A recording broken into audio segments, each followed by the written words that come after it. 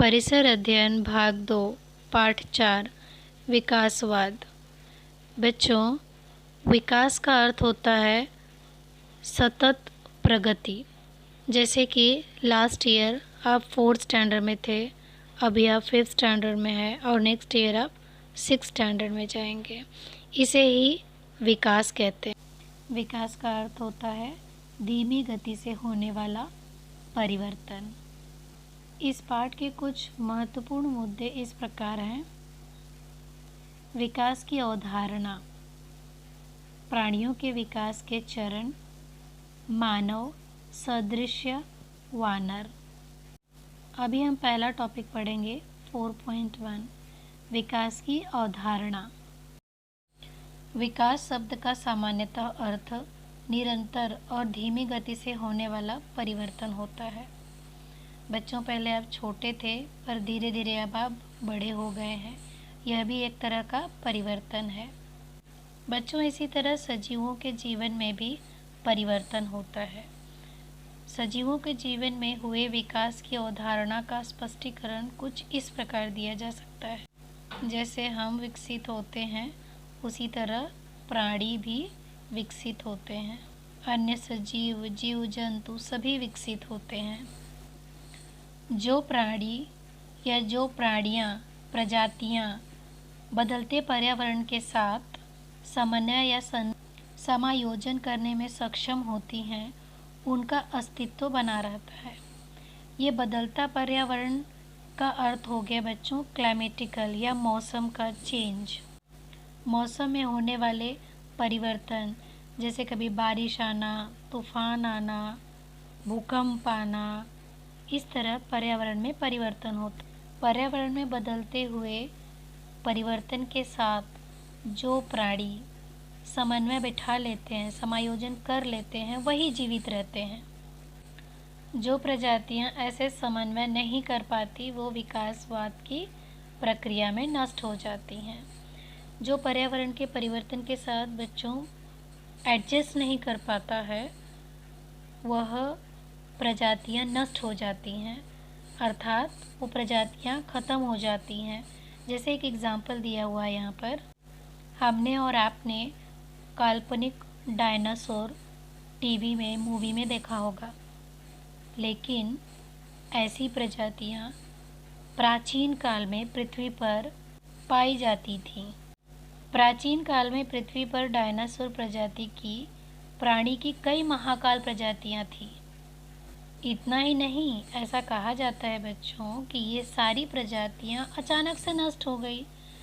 ऐसा इसलिए बच्चों क्योंकि ज्वार भाटा, भूकंप, ये सारे नदियों में बाढ़ आना, ये सारे पर्यावरण के परिवर्तन को ये प्रजातियां झेल नहीं पाई और परिणाम स्वरूप इनका अस्तित्व नष्ट हो गया। जैसे कि डायनासोर। बच्चों, आजकल हमें ये डायनासोर दिखाई नहीं देता।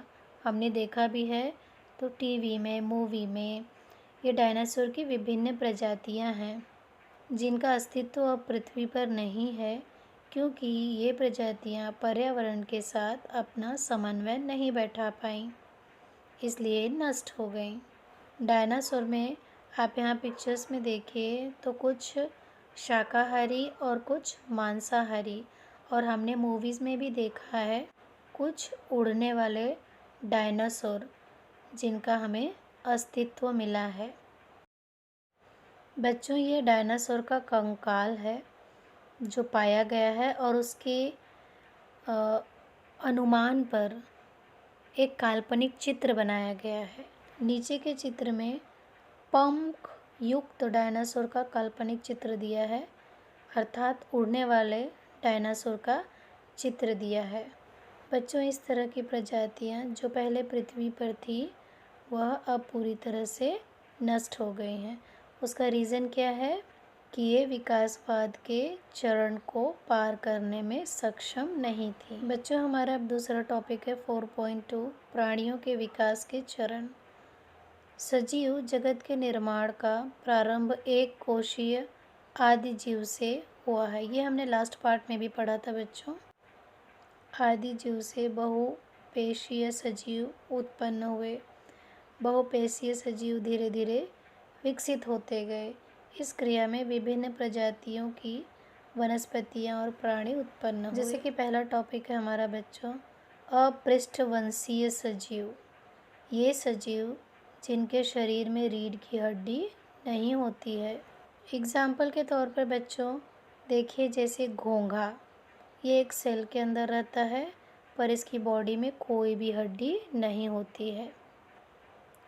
उसी तरह से रेंगने वाले प्राणी में जैसे कि सांप, इसकी शरीर में भी हड्डी नहीं होती है। ऐसे सजीवों को अपृष्ठवंशीय सजीव कहते हैं। उसी तरह से बच्चों पृष्ठवंशीय सजीव अर्थात जिनके शरीर में रीढ़ की हड्डी होती है। जैसे कि एग्जाम्पल के तौर पर यहाँ पर एक मछली है। मछली के शरीर में रीढ़ की हड्डी होती है और वह पानी में भी रहती है। उभयचर। उभयचर अर्थात वो प्राणी जो पानी में और भूमि पर दोनों पर रहते हैं। जल में और भूमि पर विचरण करने वाले प्राणियों को उभयचर कहते हैं। जैसे कि मेंढक। मेंढक पानी में भी लंबे समय तक रह सकता है और ज़मीन पर भी लंबे समय तक रहता है, इसीलिए यह एक उभयचर प्राणी है। प्राणियों की एक और प्रजाति है बच्चों, जिसे हम सस्तन प्राणी कहते हैं।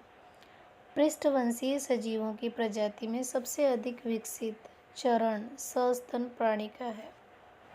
जैसे कि यहाँ एग्जाम्पल दिया हुआ है बच्चों, गाय का, जो कि गर्भ में शिशु को पूर्ण वृद्धि होने पर माँ का उस शिशु को जन्म देना। जन्म के बाद उस शिशु का कुछ समय तक माँ के स्तनपान द्वारा पोषण होना, ये अधिकांश सस्तन प्राणियों की महत्वपूर्ण विशेषताएं हैं। बच्चों, अभी आप लोगों को प्राणियों के विकास के चरण की कुछ जानकारी प्राप्त होगी, ऐसा मैं आशा करती हूँ। धन्यवाद।